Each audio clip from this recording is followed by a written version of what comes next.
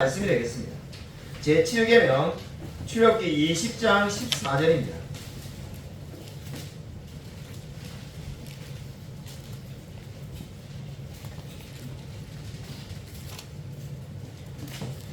구약성경 113쪽에 있습니다. 구약성경 113면 출애굽기 20장 13절을 짧기 때문에 두 번을 연속으로 같이 읽겠습니다. 출애굽기 21장 14절입니다. 14절. 제가 13절이라고 말했는데 잘못 말씀드렸어요. 14절. 구약성경 113면에 있습니다. 20장 14절 두 번 연속으로 같이 함께 읽겠습니다. 시작. 간음하지 말라. 간음하지 말라. 오늘 설교 제목은 제7계명이 되겠습니다. 1980년에 출간되었던 이 제3의 물결이라는 책이 있었습니다. 엘빈 토플러라는 당시에 탁월한 미래학자가 쓴 책이었는데 저도 오래전에 읽었습니다. 우리 가운데 나이 많은 성도님들은 다 한번 예전에 읽은 기억이 나서 그 책이 있었지 이렇게 생각할 것 같습니다. 이 제3의 물결이라는 엘빈 토플러가 쓴 책을 보면은 이런 내용이 있었습니다. 1980년에 쓴 책인데 앞으로 미래 사회에 어떤 일이 벌어질 건가, 가정이 붕괴되고 정통적인 남녀 관계를 다르게 해석하는 때가 올 거다라고 말을 하였습니다. 솔직히 당시에 제가 읽을 때는 아무 생각 없이 읽어가지고 이건 뭐 그냥 자기의 혼자만의 소견이겠지 이렇게 생각했는데 지금 생각해보면은 이거 정말 탁월한 견해가 아닐 수가 없습니다. 그분이 예상한 대로 그대로 지금 모든 것이 이루어지고 있습니다. 우리 올 초에 우리 교회에 방문하셔가지고 강의하셨던 송희 교수님이 운영하는 한국교회 탐구센터라는 이 단체가 있습니다. 그 단체에서 글로벌 리서치에 의뢰해서 기독교인 미혼 남녀 1000명에게 이렇게 질문을 한 적이 있습니다. 4년 전에 발표한 건데 그리스도인 미혼 남녀 중에 남자 미혼 남성은 59%, 미혼 여자는 44%, 전체를 보면은 52%가 이미 결혼을 하지 않았는데도 성적인 경험이 있다고 발표한 통계를 본 적이 있습니다. 한마디로 기독교인인데도 불구하고 52%의 사람들이 이미 결혼 이전에 이 성관계를 맺었다는 통계를 보았습니다. 세상이 급변하고 있고 기독교인도 그러한 흐름을 따라가는 것이 현재 추세인 것 같습니다. 이러한 시대에 제7계명 간음하지 말라는 말씀을 제가 오늘 말씀을 전하게 됐는데 아마 설교를 잘못하면은 가부장적인 말로 들리기 쉽고 잘못하면은 고리타분한 이야기로 들리기 쉬운 말씀이 아마 제7계명이 아닐까라는 생각을 설교를 준비하면서 해보았습니다. 근데 아마 이 제7계명이야말로 우리 시대에 일어나는 수많은 지금 성에 관련된 문제들이 있습니다. 페미니즘, 동성애, 그리고 자기 자신이 남녀의 성별을 선택할 수 있다는 문제, 또는 성이 두 가지가 아니라 수십 가지라는 것들, 또는 나아가서 이 트랜스젠더, 이 여자로 남자가 여자로 트랜스젠더 했는데 스포츠에 참석할 수 있느냐, 선수로 뛰을 수 있느냐는 문제, 이러한 모든 것들이 다 지금 뭐와 관련되어 있습니까? 제7계명과 연관되어 있음을 우리가 알 수가 있습니다. 그래서 아마 이 7계명이야말로 지금 우리 시대에 너무나 중요한 문제라는 것을 우리가 알 수가 있습니다. 그럼 성에 대해서 이야기를 할 때 가장 중요한 것이 무엇일까요? 성에 대해서 이야기할 때 우리가 제일 먼저 이야기해야 되는 것은 하나님께서 인간을 남자와 여자로 창조하셨다는 것을 반드시 기억해야만 합니다. 이 사실이 너무나 중요합니다. 하나님이 인간을 남자와 여자로 만들었습니다. 너무 당연하고 뻔한 이야기처럼 보이지만은 정말 우리 시대에 이보다 더 중요한 이야기가 없습니다. 성경 말씀을 한 구절 한번 찾겠습니다. 여러분 마가복음 10장 6절부터 9절 말씀입니다. 신약성경 마가복음 10장 6절부터 9절입니다. 마가복음 10장 6절에서 9절 프린트본에 다 나와 있습니다. 한번 참고하시기 바랍니다. 마가복음 10장 6절부터 9절 프린트본에 나와 있으니까요. 같이 한번 한 목소리로 한번 읽겠습니다. 시작. 창조 때로부터 사람을 이러므로 사람이 그 부모를 떠나서 그 둘이 한 몸이 될지니라. 이란즉 이제 둘이 아니고 한 몸이니 그러므로 하나님이 짝 지어 주신 것을 사람이 나누지 못할지니라. 아멘. 이 말씀은 우리 결혼식 때 주례하시는 목사님이 자주 말씀하신 말씀입니다. 뭐 요즘은 이제 결혼식에 주례도 없은 시대가 되었습니다만은 예전에 결혼식을 막 매주 갈 때가 있었는데 가보면은 똑같은 이 말씀으로 거의 비슷한 내용으로 말씀하신 것을 종종 듣게 되었습니다. 이 말씀에서 이제 강조하는 바가 뭡니까? 남자와 여자로 하나님이 지으셨다고 분명히 말씀하고 있습니다. 그리고 그 둘이 한 몸이 된다고 성경은 분명히 말을 하고 있습니다. 너무나 당연한 말처럼 아마 여러분이 들리고 아마 어떤 분들은 우리 목사님 지금 주일학교 설교가 아닌데 이 뻔한 이야기를 왜 이렇게 강조하냐 이렇게 생각할 수가 있을 겁니다. 미국에 PCUSA라는 교단이 있습니다. 아마 우리 교단에 대해서 잘 아시는 분들은 우리 교인들도 잘 알고 있을 겁니다. 미국의 기독교 교단 가운데 성공회를 제외하면은 미국의 개신교 교단 가운데 가장 큰 교단이 되겠습니다. 우리가 너무나 유명한 이 미국의 대통령이 됐던 이 레이건 대통령이 속해졌던 교단이기도 합니다. 유명한 교단인데 PCUSA라는 이 교단이 2010년에 동성애 목사를 인정하기로 결정을 합니다. 그리고 2014년에는 동성애 결혼을 합법화하기로 결정을 합니다. 그때 교단 안에 이제 큰 싸움이 벌어지게 되는데 왜냐하면 교단 법에 우리 중직자분들 지난년에 우리 임직하기 위해서 헌법을 열심히 읽었는데 교단 법에 결혼이란 뭔가 정의가 되어 있었습니다. 결혼이란 뭔가 방금 우리가 성경에 읽은 것처럼 한 남자와 한 여자가 하는 것이 결혼이다. 이렇게 정의가 잘 되어 있었습니다. 그거를 2014년에 어떻게 바꾸기로 하냐면은 두 사람이 하는 것이 결혼이다. 의도가 너무나 분명하죠. 남자 두 명이든 여자 두 명이든 상관없다는 거죠. 두 사람이 하는 것이 결혼이다 해서 2014년에 동성애 결혼을 인정하게 됩니다. 그러자 교단이 나누어지게 되었습니다. 그것을 반대하는 사람들이 약 25% 되는 사람들이 교단을 떠나기로 합니다. 교단을 떠나기로 한 게 뭐 이게 대단하나 이렇게 생각할 수 있지만은 PCUSA는 법적으로 모든 교회의 재산이 예를 들면 우리 교회로 말하면 이 우리 교회 건물 뭐 우리 게 아닙니다만 만약 우리 거라면 우리 이 건물과 교회에 있는 모든 그 재산들이 다 교단 거로 되어 있는 것이 PSUSA 교단 법이 되겠습니다. 한마디로 떠난 사람들은 모든 재산들을 다 포기하고 그냥 빈손으로 나가서 새로 교단을 시작하게 된 겁니다. 그럼에도 나아가기로 결정한 것은 동성애를 인정해서는 안 된다고 성경에 분명히 말하고 있다고 믿고 나아가게 되었습니다. 10년이 지났습니다. 어떤 일이 벌어졌을까요? 이 PCUSA는 벌써 교인이 40%나 감소했습니다.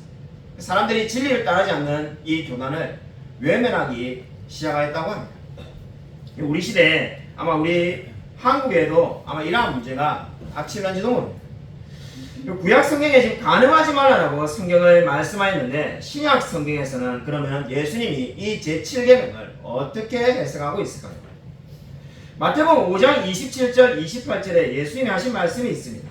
또 간음하지 말라 했다는 것을 너희가 들었으나 나는 너희에게 이르노니 음욕을 품고 여자를 보는 자마다 마음에 이미 간음하였나이다.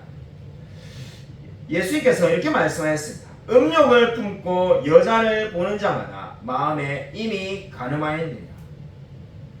구약 성경에는 간음하지 말라는 것은 실제로 관계를 맺는 것을 금지하는 말씀이었어요.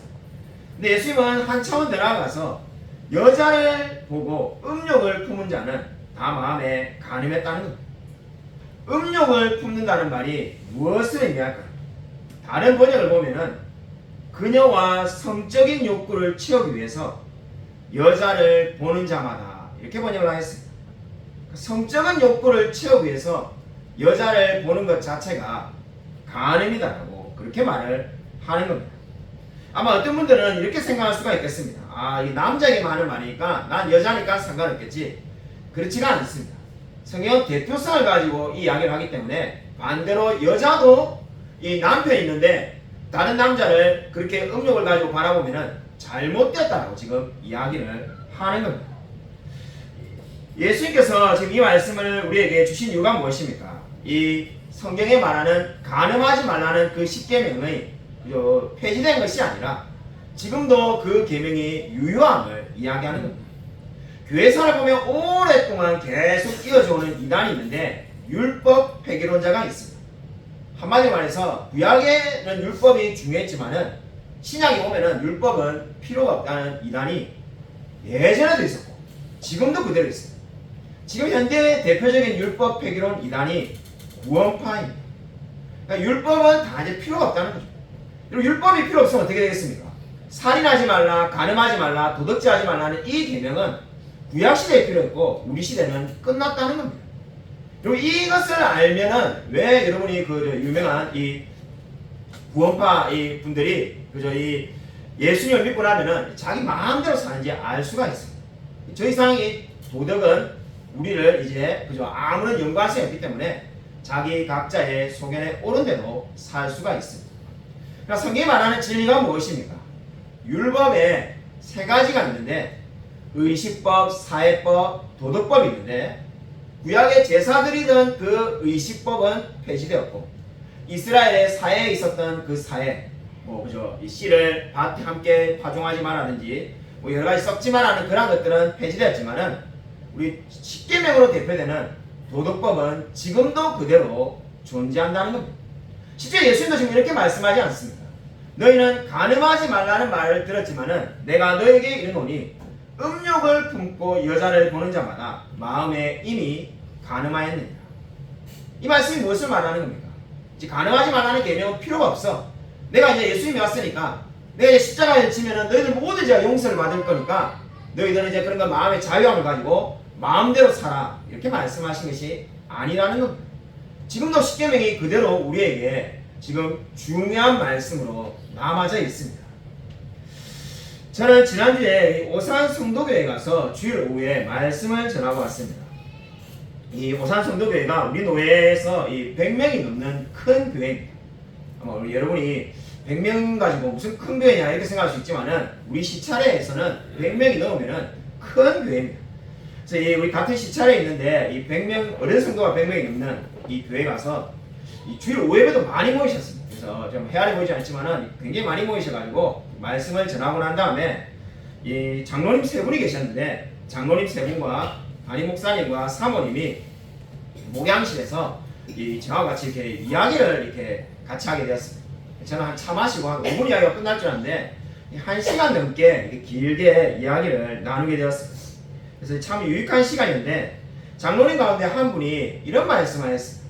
자기가 이 직장에 오래 다니고 있는데 이제 그분이 아마 연세를 묻지 않았지만은 그냥 보기에 6학년이 넘으신 걸로 보이는데 60이 넘은 걸로 보였습니다. 네, 이제 갓 20살 넘은 이 사람이 젊은 청년이 회사에 들어왔는데 자기를 누구누구씨 이렇게 부른다는 거예요. 그래서 너무 놀래가지고 이게 뭔가 그래서 이게 너무 놀래가지고 그래서 제가 불쾌하시겠는가 불쾌한 정도가 아니라 너무 당황스러워가지고 이게 뭐 어떻게 된 건가 자기 아들보다 어린데 그래서 세상이 다 바뀌어가지고 뭐 부장이나 과장이나 대리나 직함 이런 걸 다 없애고 그 회사는 그냥 모든 사람이 나에 관계없이 누구누구씨 이렇게 부르기로 했다는 거죠. 그래서 누구누구씨 부르는데 자기는 평생에 그렇게 안 살아봤으니까 본인이 20살 때는 늘 부장님, 과장님 막 이래가지고 막 모시고 다니고 양복 이렇게 받아들이고 이랬는데 갑자기 어느 날 이제 자기 아들보다 어린 사람이 와서는 누구누구씨 뭐 이렇게 말하니까 너무나 놀랬다. 세상이 막 급변하고 있다면서 장로님이 열변을 토하시다. 그러면서 하시는 말씀이 회사에서 수출을 하려고 하는데 유엔의 기준에 따르지 않으면 수출이 안 된다. 자 놀래가지고 이게 무슨 말씀입니까 하면서 자 딱 느낌이 오는 게 있어가지고 혹시 DI 말씀하냐 하니까는 맞다. DI 기준에 맞지 않으면은 수출이 안 된다는 거죠. DI라는 게 뭡니까? 이거 한마디로 말해서 얼마나 이 회사 안에서 뭐 이 장애를 고용하고 있고 또 회사 안에 여사의 비율이 얼마나 되는지 또는 성소수자, 뭐 LGBTQ 이런 사람의 비율이 얼마나 되는지 그러한 것들이 얼마나 다양성을 인정하는지를 다 검토해가지고 그 요건이 맞는 회사만 수출이 가능하다. 우리가 흔히 예전에 우리가 생각하는 생식은 제가 예를 들어 컵 만드는 회사를 만들었으면은 이 컵이 좋고 가격 경쟁력이 있으면은 그냥 팔 수 있는데 이제는 아무리 좋은 컵을 만들어도 이 유엔이 만든 기준 흔히 DEI라고 하죠. 그래서 이 다양성과 평등성, 포용성에 맞는 이 기준 요건을 갖추지 않으면은 단 한 개의 물건도 수출할 수가 없다는 거예요. 그래서 장로님이 이제 그 말씀하시면서 하시는 말씀이 그 다음에 장로님이 일종의 예언과 같이 본인이 생각할 때 계속 모든 것을 이렇게 이제 평등하게 가야 된다 이렇게 말하는데 본인이 생각에는 앞으로 10년 안에 결국 이 세상에서 말하는 평등의 기준을 교회도 받아들이라고 요구하는 때가 올 거라는 생각이 든다는 거예요. 제가 어떤 세상이 될 것 같습니까? 라고 제가 여쭤보니까는 장로님이 생각에는 결국은 지금 직함도 다 없애고 뭐 사장이든 과장이든 다 누구누구 씨라고 그러고 모든 걸 이렇게 평등하게 가기 때문에 결국 조만간에 이 교회도 장로님, 권사님, 안수집사님 이런 직함 다 없애고 그냥 누구누구 씨 이렇게 불러라고 그렇게 말하는 탈권위적인 시대가 올 거라고 그 장로님이 그렇게 말씀하시는 거예요. 그래서 한마디로 덧붙이신 게 나중에 아마 설교도 왜 목사님만 하냐 돌아가면서 하자는 시대가 올런지도 모른다라고 그렇게 말을 했습니다. 이야기를 듣다 보니까는 뭐 이게 참 많은 이렇게 생각을 가지게 되었습니다. 미국에 지나 카라노라는 여자 배우가 있습니다. 지나 카라노 하면 누군지 잘 모르는 분들도 아마 남자분들이 좋아하는 영화 가운데 분노의 질주라는 영화 아마 보신 분들이 많을 겁니다. 그 영화에 나오는 여자 배우가 되겠습니다. 이 여자 배우가 디즈니 소속으로 많은 액션 영화에 나왔습니다. 예전에 찾아보면 여러분이 본 영화가 적어도 한두 개는 다 있을 겁니다. 아마 여러분이 아마 사진을 보면은 다 아실 겁니다. 미국에서 이 최근에 이 성정체성에 대한 운동이 급속도로 일어납니다. 그래서 한마디로 말해서 제가 남자지만은 오늘부터 여자라고 느끼면은 사람들에게 여자라고 불러달라고 요구할 수가 있습니다. 그래서 이 트위터라든지 SNS에서 어떤 운동이 일어나기 시작했냐면은 자기의 그 프로필 있잖아요. 우리나라 말로 하면 카톡에 거기에다가 제가 예를 들면 남자지만 사진은 남자지만은 she라고 적으면은 여자라고 이제 대해달라는 거예요. 나는 이제 여자니까 너희들 알아서 나를 여자로 취급하고 이야기를 해라는 뜻이 되겠습니다. 근데 만약 여자분이 he라고 적어놓으면은 나는 남자니까 알아서 너희들이 나를 남자로 대해달라는 것이 급속도로 운동이 확산되고 있습니다. 이런 운동을 하는 사람이 이 지나 카라라는 여배우에게 너도 그 운동에 동참하라고 요구하기 시작했습니다. 근데 이 여배우가 거기에 따르지 않았습니다. 자기는 그렇게 생각하지 않으니까 그렇게 따르지 않고 오히려 이제 그걸 거부하는 의미로 트위터에다가 빅바북 이렇게 적었습니다. 한마디로 이제 조롱의 의미죠. 그냥 의미가 아무것도 없는 영어에 아무 의미 없습니다. 빅바북 이래가지고 그냥 뭐 이게 말도 안 되는 소리 하지 마라. 이 정도가 되겠죠. 너는 그렇게 떠들어도 나는 따르지 않겠다는 말로 그렇게 막 적었어요. 그렇게 접근한 다음에 아마 이제 이 지나 카로나가 어떤 생각인지 모르겠지만은 아마 이제 이분들의 그렇게 하는 행동이 마음에 들지 않았는지 사진을 한 장 트위터에 올리게 됩니다. 그 사진이 무슨 사진이냐면은 폴란드에 있는 많은 사람들이 국민들이 여자 유대인이 이 속옷 차림으로 도망가는 겁니다. 여자 유대인이 속옷 차림으로 나치 시절에 2차 세계대전이 일어나기 전에 나치 시절에 속옷 차림으로 한 유대인 여자가 거리에서 도망가는데 수많은 무리가 그 여자를 때리려고 이제 막 뛰어가는 그 흑백 사진을 한 장 올렸습니다. 그러면서 그 밑에다가 뭐라 하셨냐면은 많은 사람들이 나치가 유대인을 죽인 걸로 생각하는데 이미 그 전에 나치가 사람들 마음 가운데 유대인을 증오하게 해가지고 사람들이 알아서 유대인들을 때리고 잡아가고 죽이기 시작했다. 이게 역사의 증거고 내가 지금 올린 사진이 그 증거다라고 올렸습니다. 아마 뭐 우리가 그 뒤에 말은 하지 않았지만은 아마 추측할 수 있는 생각이 뭐겠습니까? 지나 카라노가 생각할 때 사람에게 강제로 네가 성을 요구하는 것은 성을 뭐 이렇게 여자로 남자로 나를 인정해달라고 요구하는 것은 생물학적 성이 아니라 인정하는 것은 마치 나치 시대에 유대인 여자가 그저 쫓겨다니는 때 수많은 군중들이 죽이겠다고 뛰어가는 그거와 다를 바가 없다는 그런 의미로 올린 것 같습니다. 근데 그렇게 올리자마자 디즈니에서 이 지나 카라노라는 이 여백을 해고시켜버렸습니다. 회사의 방침과 전혀 다른 이야기를 했다는 이유로 바로 해고가 되었습니다.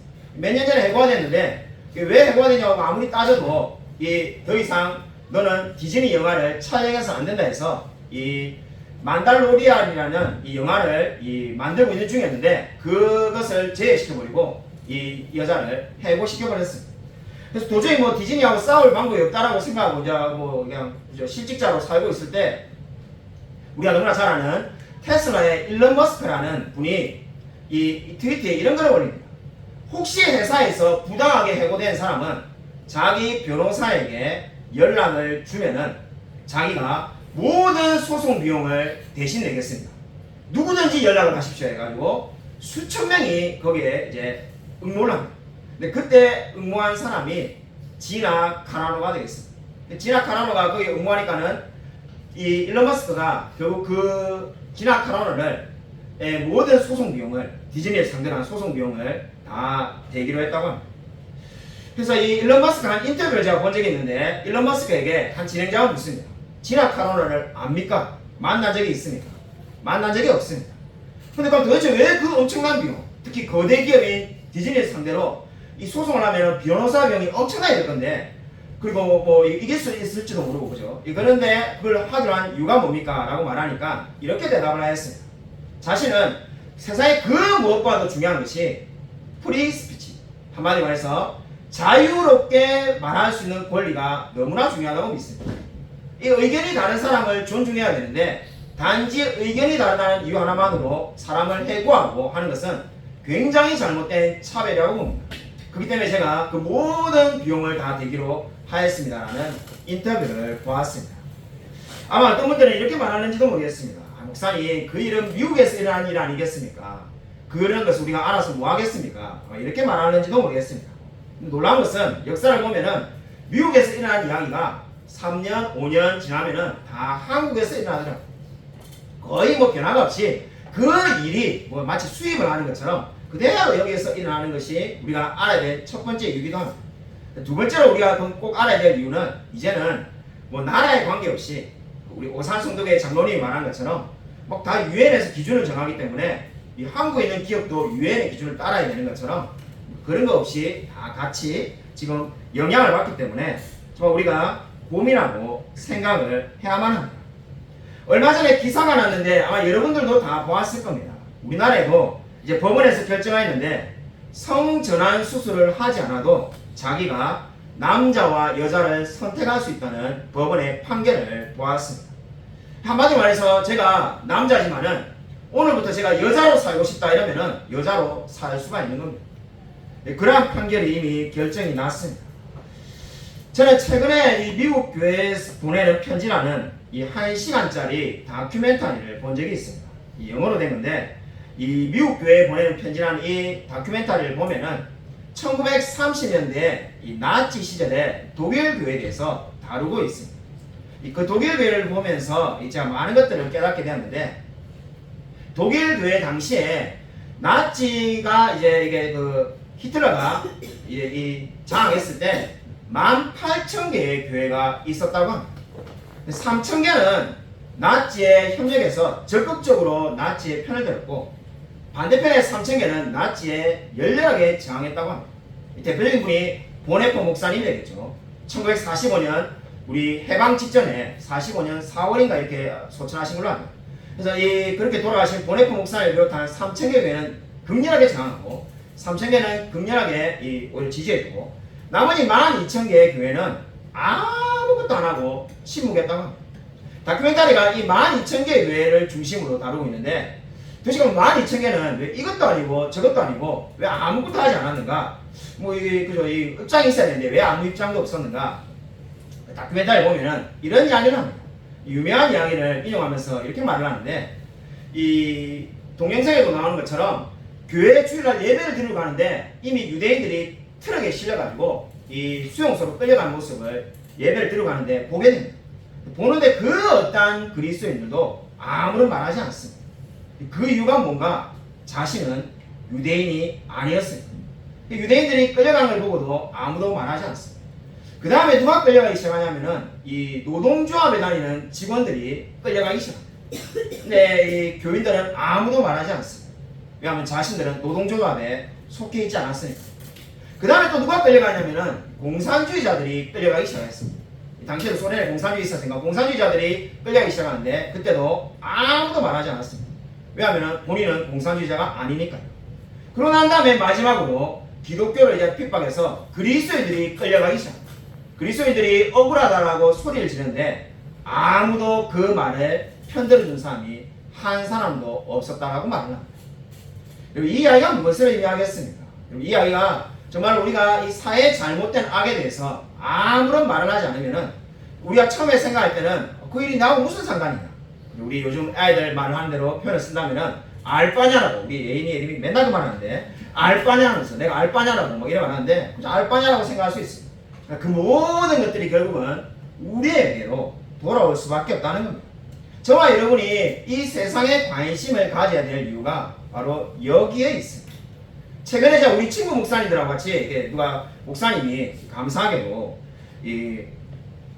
열심히 일을 하면서 그죠? 일을 하면서 이 목회하시는 분이 열심히 이게 뭐 돈을 많이 벌었다고 밥을 한 끼 사준다 해가지고 제가 밥을 한 끼 얻어먹었는데 그때 뭐 방금 같은 이런 이야기가 나오는데 정말 아무런 관심이 없고 오로지 성경만 읽고 하는 그분에 대해서 우리 이 친구 목사님이 그렇게 마음에 들은 적이 있습니다. 이 세상에 관심을 가지고 이야기를 해야지 그렇게 그냥 생각하다가는 방금 같이 모든 것들이 다 당신을 향해서 겨누게 되는지도 모른다는 말을 한 적이 있습니다. 그리고 세상의 변화에 대해서 관심을 가지시기 바랍니다.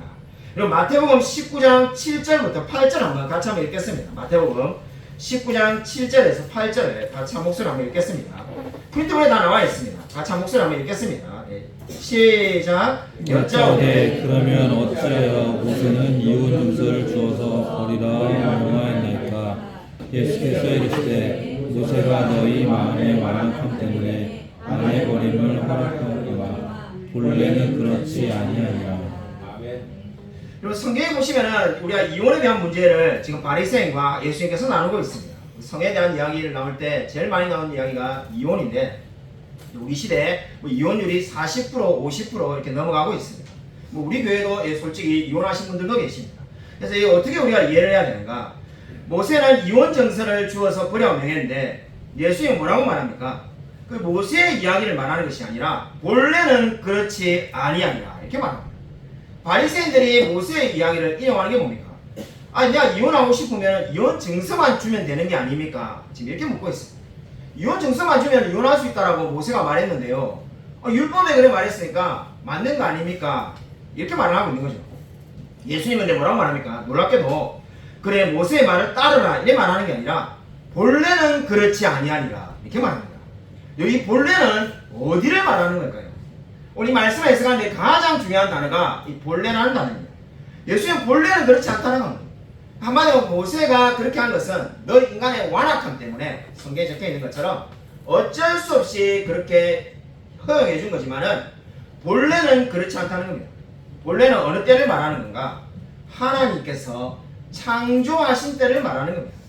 하나님이 창조하셨을 때는 어떻다는 겁니까?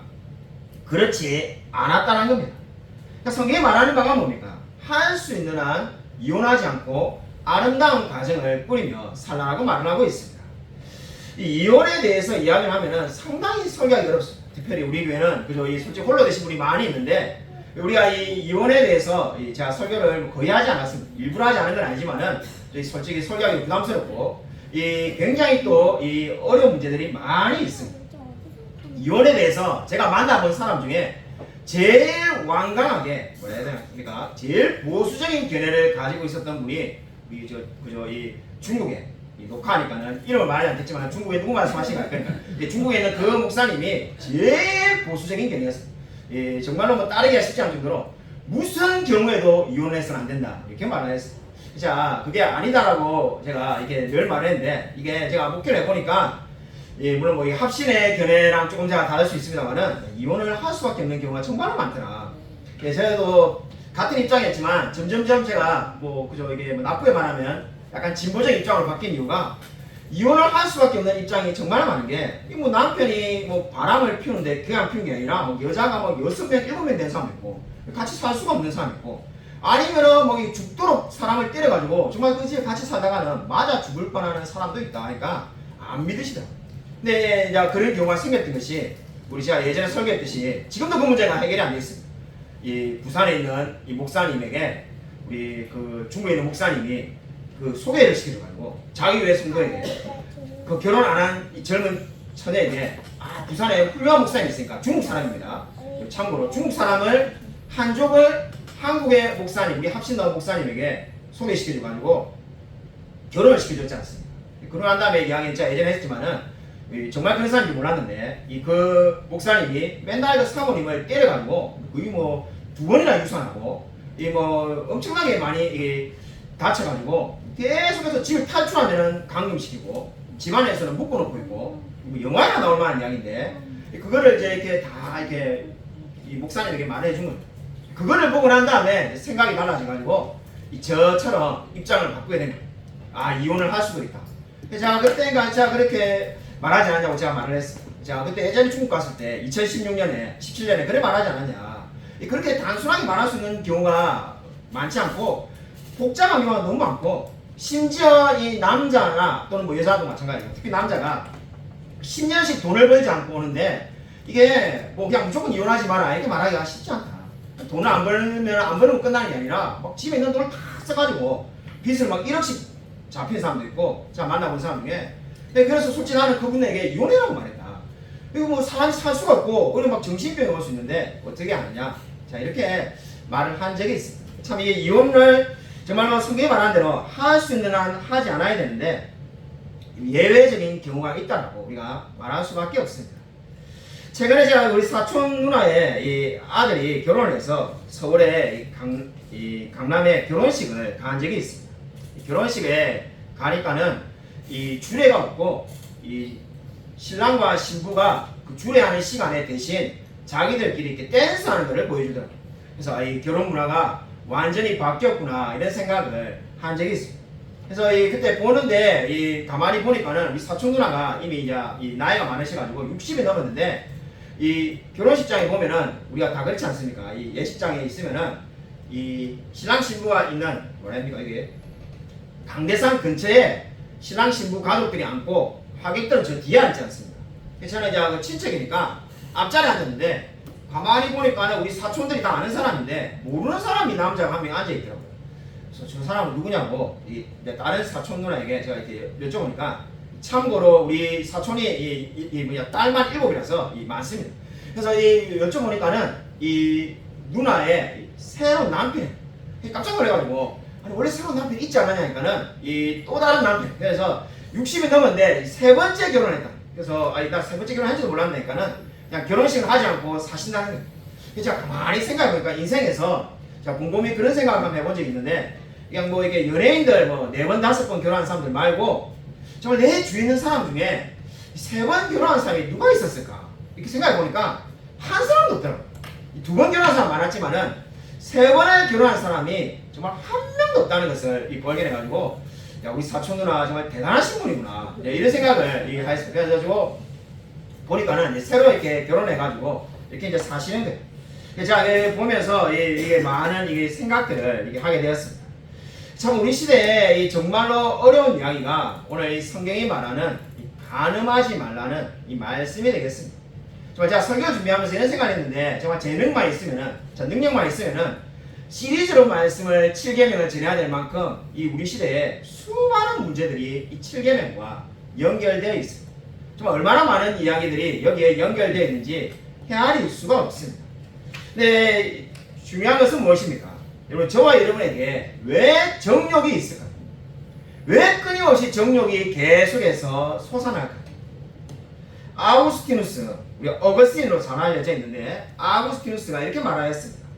정욕 밑에는 교만이 깔려있다. 정욕 밑에는 교만이 깔려있다는 겁니다. 내가 아내나 남편 외에 또 다른 사람을 이 세컨드로 삼아야 되겠다 이렇게 생각하는 것이 뭐라는 겁니까? 그 밑에 교만이 깔려있다는 거죠. 내가 상대방의 배우자를 무시하기 때문에 교만이 깔려있어서 그러한 행동을 한다는 겁니다. 정욕 밑에는 교만이 깔려있다는 말을 기억하시길 바랍니다. 여러분이 정말로 이 말씀이 말하는 바가 뭡니까? 모든 죄의 근원은 교만에서 비롯된다는 겁니다. 칼빈은 이렇게 말하였습니다. 여인에게 손대지는 않지만은 그 마음은 은밀한 정욕으로 타오르는 자가 부도덕한 행실로 비난받을 일이 없다는 듯이 우쭐거리지 못하도록 하라.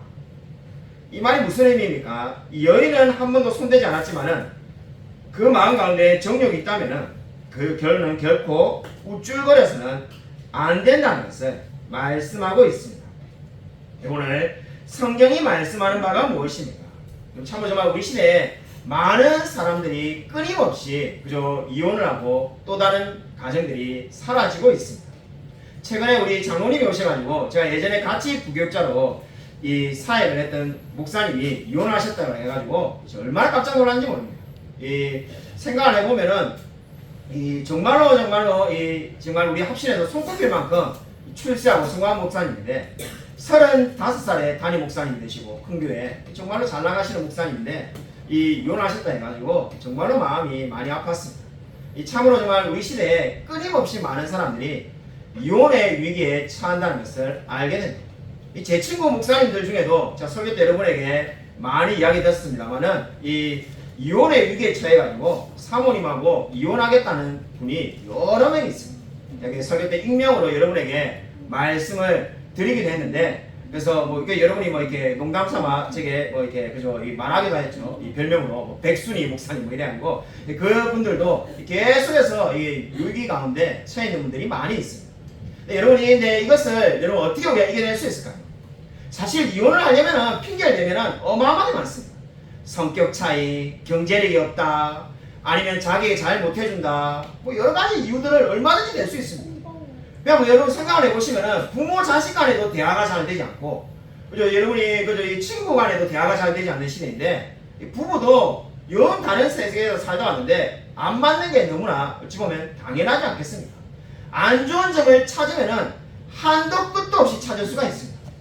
그리고 마음을 먹고 사실 단점을 찾기 시작하면은 아마 여러분도 저의 단점을 찾기 시작하면은 집에 와서 한번 적기 시작하면은 그제 내일 다음 주부터 넘치는 안 다녀야 되겠다. 우리 목사님 성격도 급하고 말도 빠르고 그죠 막 설교를 들으면은 그죠 막 한 편을 듣는 게 두 편을 듣는 것처럼 정신이 시작하는데 안 좋은 걸 찾으면은 얼마든지 많습니다. 부부도 마찬가지지 않겠습니까? 단점을 찾으면은 한도 끝도 없습니다. 어떻게 해야 될까요? 하나님이 정해주셨다는 것을 여러분 기억해야만 합니다. 여러분 저는 이 주례를 하지 않는 것을 굉장히 안 좋게 생각합니다.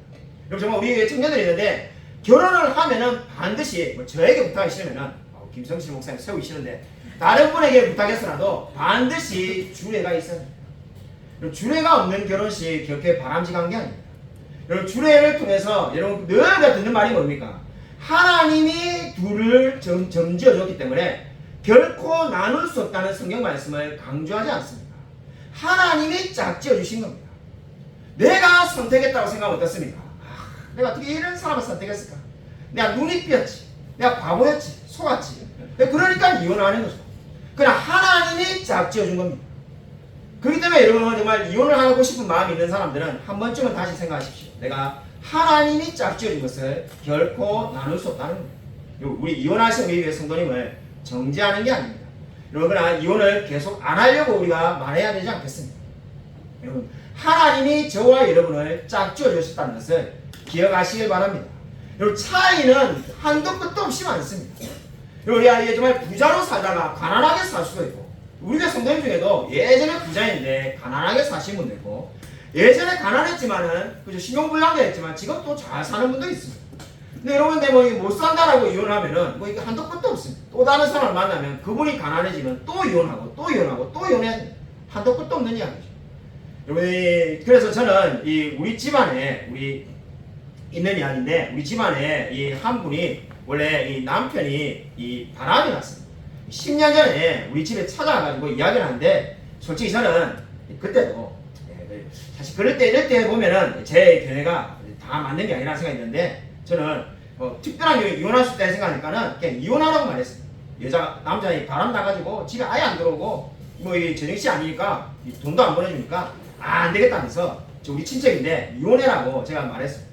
또 아니 목사님이 약간 살막이 있었거든요. 아니 목사님이 계속 살아라고 말할 줄 알았는데 이혼해라고 말하는 게 어떻게 된 겁니까? 그러니까 어차피 제가 보니까 결론이 결국 이혼할 것 같은데 케이스를 내가 많이 봤는데 솔직히 말해서 남이면은 저도 목사니까 거룩하게 해가지고 계속 살도록 노력하십시오. 자 이렇게 말하겠지만은 남이 아니고 친척이니까 내가 솔직히 말하는데 이혼해 절대로 안 들어. 자 특히 이제 어릴 때 상처가 있어가지고 우리 아버지도 이 바람 나가지고 그럴 때 적이 있어서 그런지 모르겠지만은 자 돌아온 인간은 우리 아버지만 정말로 돈이 다 떨어져서 돌아왔지 자 이 돌아와서 본 적이 있다 이러면서 절대로 안 돌아올 거라고 제가 이제 그렇게 말했어요. 그래가지고 이혼해라고 제가 강력하게 보냈는데 그분이 원래 예수를 안 믿었는데 어려움이 오니까는 주님을 찾게 되었어요. 그래서 교회를 가는 거예요. 그래서 교회를 왜 가지? 근데 교회를 막 가가지고는 새벽 기도를 다녀요.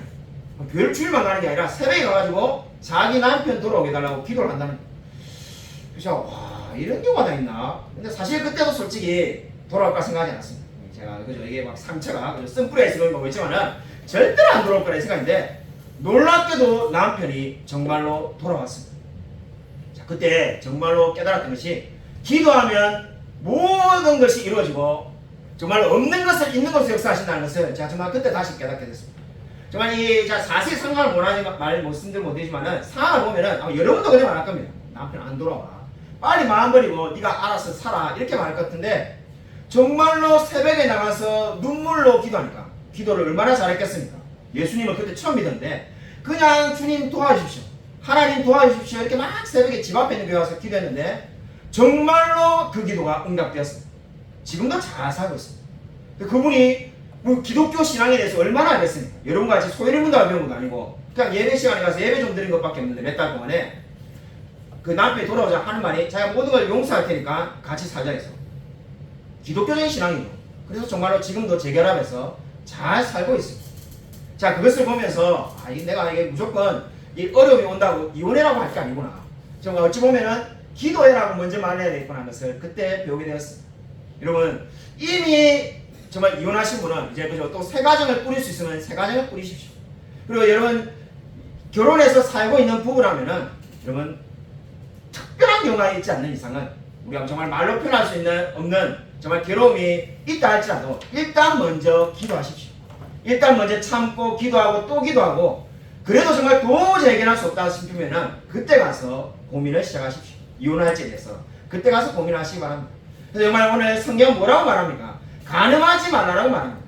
여러분 제가 십계명을 설교할 때 계속 반복적으로 말씀드린 것처럼 십계명에 뭐 하지 말라는 명령 뒤에는 뭐가 있다고 했습니까? 무엇을 하라는 긍정의 명령이 이미 포함되어 있다고 우리 소요리문답에서 말합니다. 그 긍정의 명령이 뭐겠습니까? 좋은 가정을 꾸리고 아름다운 성을 하나님 주신 성을 잘 유지하도록 노력하라는 명령이 포함되어 있습니다. 그러므로 저와 여러분이 진정으로 이 하나님의 말씀처럼 가늠하지 말라는 말씀을 대화해서 늘 하나님이 주신 우리의 성을 잘 지키며 보존하며 살아가는 저와 우리 모든 성도님이 되시기를 주님의 이름으로 간절히 축원드립니다. 이 시간에 우리 한번 주여 한번 크게 외치고 이제 통성을 하겠습니다. 주여 하나님 아버지 감사를 드립니다. 하나님께서 아버지 함께 하셔서 우리가 정말 주님을 의지하며 신뢰하며 살아갈 수 있게 되기를 소원합니다. 하나님 아버지 가늠하지 말라는 이 명령을 우리가 정말 지키며 살아갈 수 있도록 아버지가 도와주셔서 하나님께서 우리에게 주신 성을 정말 아름답게 잘 지키며 살아갈 수 있게 되시기를 소원합니다. 하나님 아버지 역사하여 주시옵소서. 하나님 아버지 변화되어지길 원합니다. 우리 시대에 정말 많은 문제들이 우리를 위협하고 있습니다.